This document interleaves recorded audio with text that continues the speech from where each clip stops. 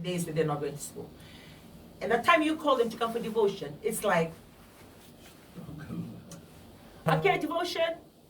Okay, devotion. Now, like Kayla, she's just turned to my youngest granddaughter. Now she's checking everybody, and she's asking, Nathaniel, Carlos, and she's running. Devotion, devotion. She's doing what I'm doing from the lounge. She's running to every room. Devotion, devotion. And like, it's like, okay, devotion. They don't say it because Nana is looking. It's like in their heart, okay, another devotion. And they'll come for devotion. And why I'm sharing it is because the time have changed. The times have changed. Things that you can get away with it, way before, like I got away with that with my children, which I was really blessed to be able to do so. Yeah.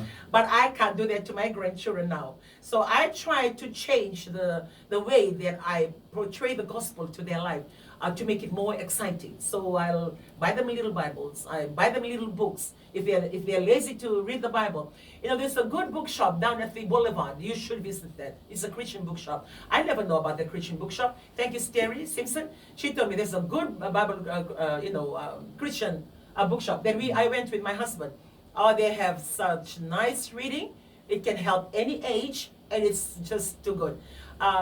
Because they have this kind of thing in Fiji. I believe there is a John Hunt one for the Wesley Methodist Church, but I've only been to this one here, and it's really good. So I found these simple books.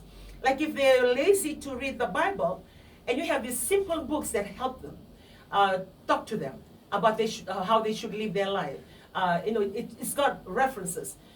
Why I'm sharing this? Because there are certain things that I try and help them in the secular, which you can agree with me. The system, what it offers, there are a lot of things that can help our children. But one thing I've noticed, that cannot change the inner self in them. The things of God that I try to instill in my grandchildren, it helps them to be matured. It changes the way they look at things. It makes them to be stronger. You're talking about peer pressure. You're talking about the things that they go through in school. You're talking about a lot of things that they face. And with everything equipped, like they have the right qualification, they have the right wealth of life, luxury in life, but do they have that courage that they can fend for themselves and rise up and say, no, I'm not going to do that. I'm not going to be pressured to take drugs. I'm not going to be pressured to smoke. I'm not going to be pressured to do the things that is not right.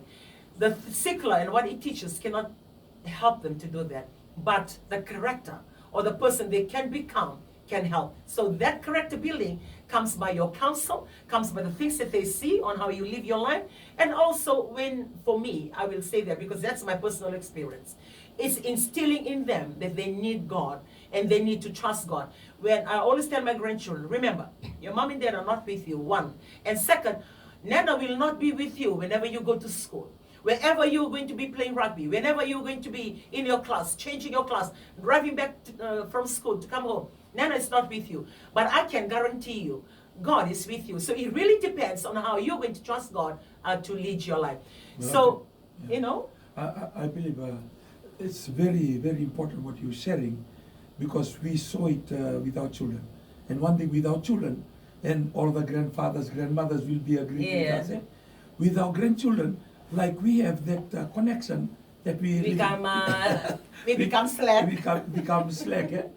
The strictness that we have with our children in those days, they are not there. That's reality. Yeah. Like I'm very strict with our children, and sometimes I'm very strict to a point of being cruel again. Like when they come for devotion, a polotu or serekamakamba or gospel song. They are just ready with their voice. During the devotion, I will try to listen to our grandchildren, and whether it's Rosie when she was very small, Fia and Kula, their voice, just coming, because maybe we were strict at that time as parent to children. You know, we can navarro to win a cor, right? Yeah. Clabera na lovende que na makumbo duin tamanin duin. Sabi sound na ngona. Atron bango when I go with Elijah when he was still small, coming back from airport school to home. That's how strict we were. But when Joshua started to come in, okay, Joshua, let's go to M8.